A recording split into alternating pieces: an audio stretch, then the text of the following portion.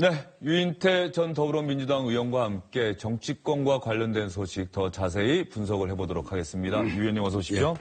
예. 조금 전에 세월호 관련해서 팽목항과 동고차도 연결해서 우리 기자들이 얘기했는데 어떻습니까? 세월호 인양 3년 만에 이제 수면 위로 모습을 드러냈습니다. 그 당시 세월호 참사 당시 또 현역 국회의원이셨잖아요. 그렇죠. 어떤 느낌이 드십니까? 글쎄 참 참담했죠. 그리고 아침부터 이제 그날 아침부터 그 방송들이 전부 이렇게 중계를 했잖아요. 저 상태면 대부분 구조되겠지. 가라앉는데 시간이 꽤 있었잖아요. 그 정도면 뭐 요새 현대 장비 가지고.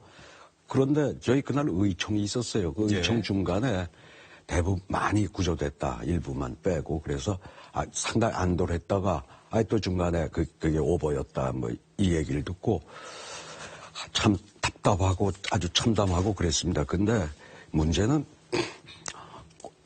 왜 그러다가 하여튼 그날 이제 결국 우리 국민들 그렇게 분노를 폭발시킨 거는 오후 5시 좀 넘어서 대통령이 엉뚱한 말씀을 하신 거 아니에요? 뭐 구명조끼 입고 있는데 왜 발견이 안 되냐고. 네, 그렇게 찾기가 어렵습니까?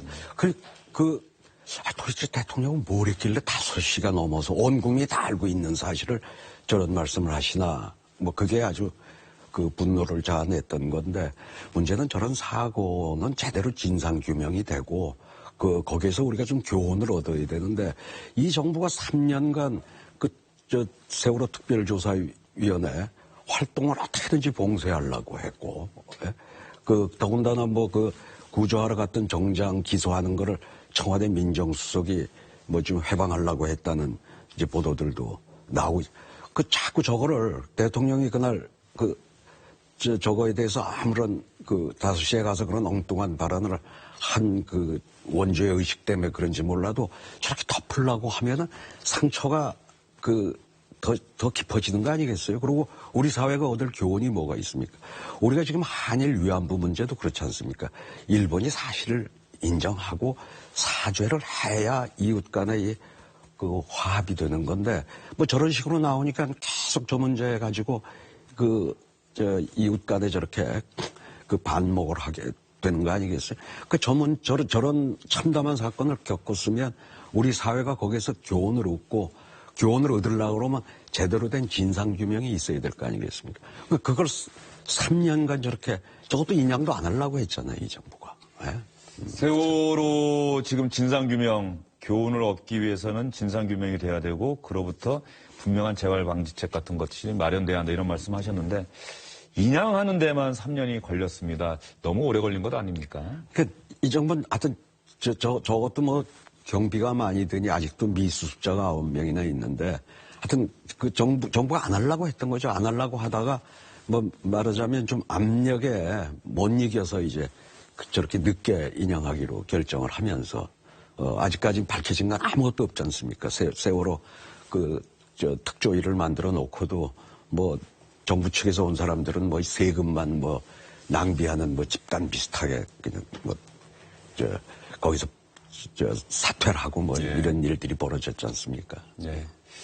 뭐 의원님 말씀 들어봐도 세월호 인양은 절대 끝이 아니라 진상을 규명하고 다시는 이런 일이 없도록 하는 대책을 마련하는 첫걸음이지 않을까 이런 생각이 들고요.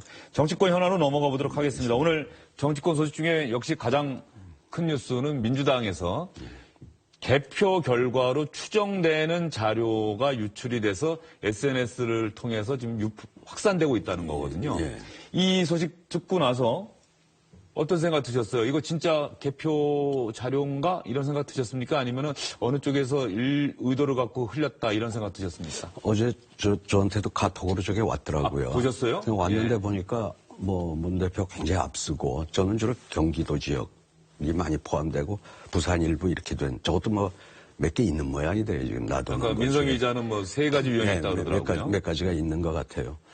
그래서 안희정 지사가 3위로다가 형편 얻길래 처음에 어떤 놈이 또 가짜 뉴스 만들어 돌리나 보다 이랬거든요.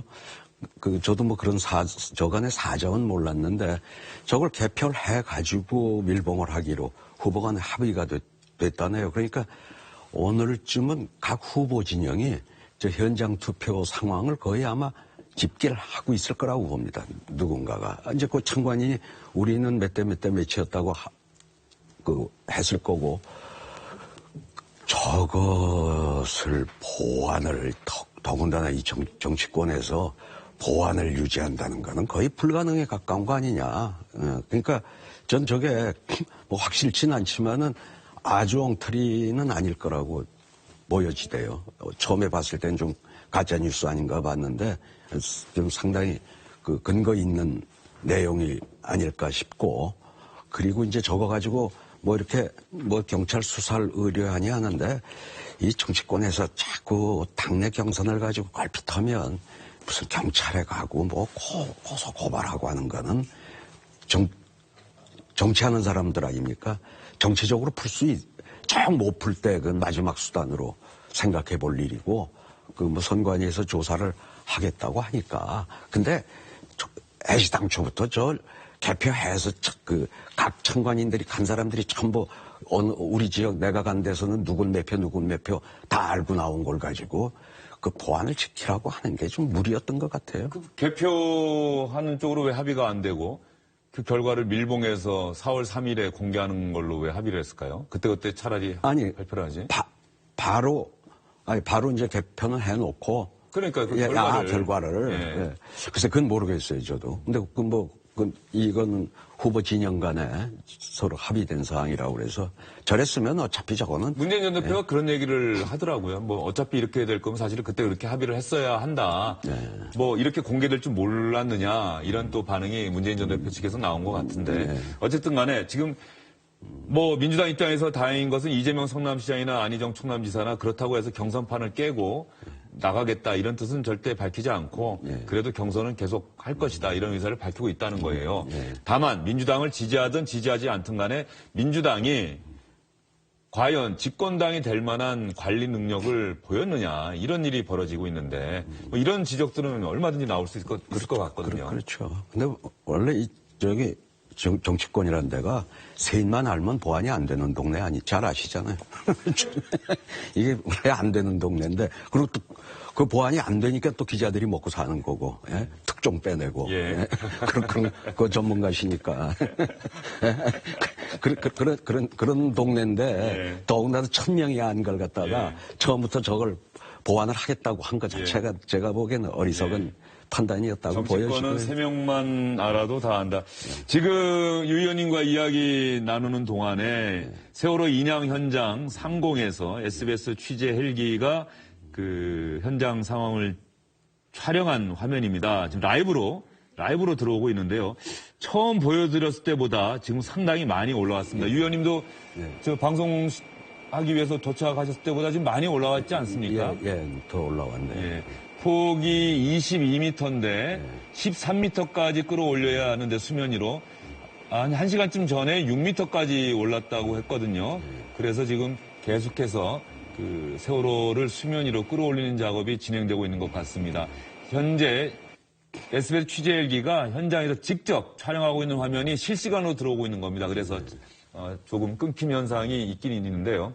지금 현재 세월호 인양 상황, 또 수면 위로 많이 올려진 세월호의 모습을 시청자 여러분들께서 보고 계십니다. 유 의원님과 이야기 또 계속 이어가도록 하겠습니다.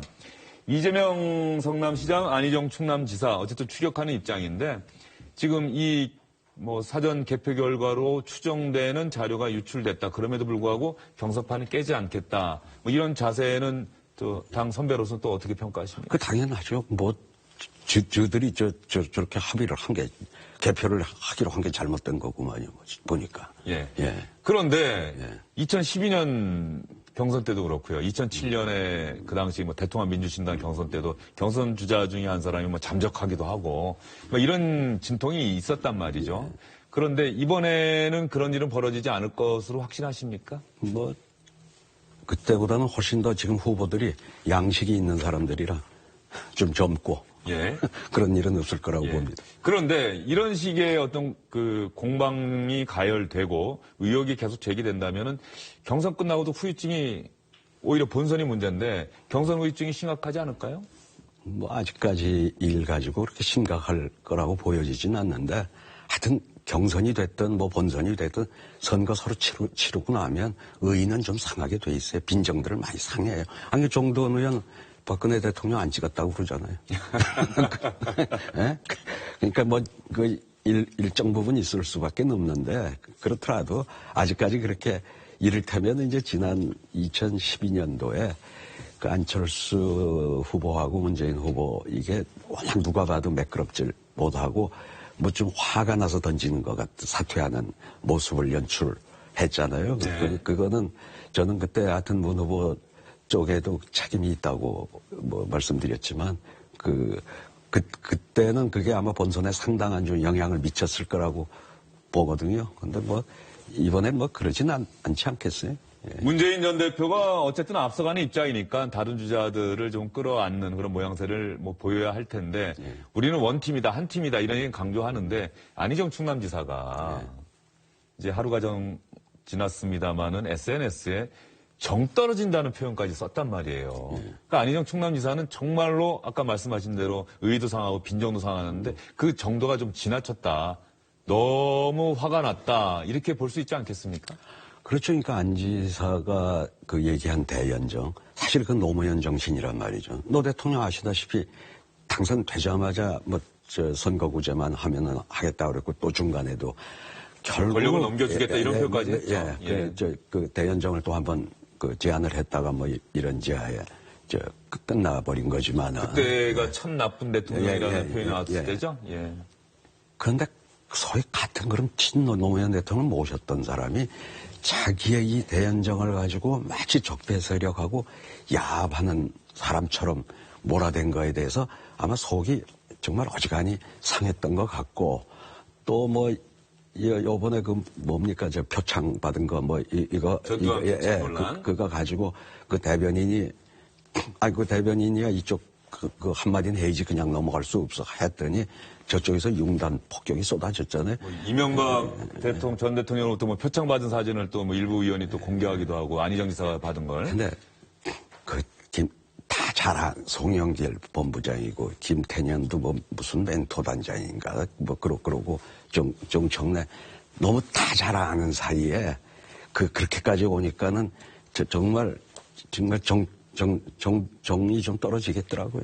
예. 원래 이 문 패권이라는 게 전 앞서갔기 때문에 생긴 거지 옛날 상김시대 패권 내비야 무슨 패권이냐고 좀 옹호를 했지만은 그 소위 빠라고 뭐 문빠다 이러면 그 사람들의 행태는 정말 다른 사람들이 보면 좀 정념이 떨어지게 뭐 18원 보내고 뭐 김부겸이도 전화번호까지 받고 또 지금 말이야. 그 말씀하셨다가 또 저 문자 폭탄 받으시면 어떡합니까? 우리가 진짜 늙은 놈한테 누가 보내겠어요. 그러니까 결과적으로 이런 것 같아요. 문재인 전 대표에 대해서 그 민주당 내부에서 개인적으로는 좀 인간적으로는 훌륭하고 이제 재수하면서 정치적 내공도 쌓였다. 그러나 다만 문재인 전 대표 주변에 있는 사람들, 문재인 전 대표를 지지하는 사람들이 너무 극악스러운 것 아니냐. 상대방을 다 적으로 돌려버리고 이런 평가가 좀 많은 것 같은데 어떻습니까? 그게 사실이죠. 그게 사실입니까? 사실이에요. 예. 그러니까 특히 이제 문 대표가 거기다 대고 마치 안희정이 보고 네거티브 하지 말자. 자기는 안 했는데 여기만 한 것처럼 얘기를 하니까 더더욱 빈정이 상한 건데 이제 제가 보기엔 우리 문 후보가 정말 앞서가고 또 형님 아니에요. 그 두 후보에 비해서 역지사지해서 우리 캠프에 있는 사람들의 이런 말로다가 얼마나 상처를 받았을까 좀 어루만져주고 더 그런 자세를 좀 보일 필요가 좀 있다고 봅니다. 예. 자유한국당의 홍준표 지사 조금 전에 화면 보니까는 경선 통과는 아예 뭐 기정사실화하고 본선에 대비해서 연대 문제 이야기하는 것 같은데요. 그 홍준표 지사가 생각하는 연대, 바른정당과의 연대, 한때 한 식구였던 그리고 여기서 더 크게는 뭐 국민의당 후보까지 끌어들이는 이른바 반문, 비문 연대를 구성하는 것 같은데 뭐 가능성 어떻게 보시는지. 상상 속에나 있지 그게 말이 안 되죠. 어떻게 그렇게 생각하실 근거는 뭡니까? 자유한국당하고 국민의당 속한 국회의원들하고 같이 당을 같이 한다고 그러다가는 지역구에서 다 이제 몰매 맞게요. 아니 예전에 DJ와 JP도 손을 잡았는데요. 그 DJ는 그만한 장악력을 가지고 있던 분들 아니에요. 우선 우리 선생님이 하시는 거야. 대통령이 되기 위해서. 그리고 그때도 나중에 여러 가지 곤란해지니까 그래도 이건 당선되면 김대중 정권 아니냐 또 이런 얘기 해가지고 JP 쪽 사람들이 약간 좀 새초하게 만든 일도 있었습니다만. 지금은 다르죠? 그럴 정도의 장악력이 없기 때문에 쉽지 않을 것이다. 예, 유 의원님과의 말씀 오늘 여기까지 듣겠습니다. 오늘 말씀 잘 들었습니다. 주영진의 뉴스 브리핑 잠시 쉬었다가 다시 찾아뵙겠습니다. 세월호 인양 관련 소식 여러분께 집중적으로 전해드리도록 하겠습니다.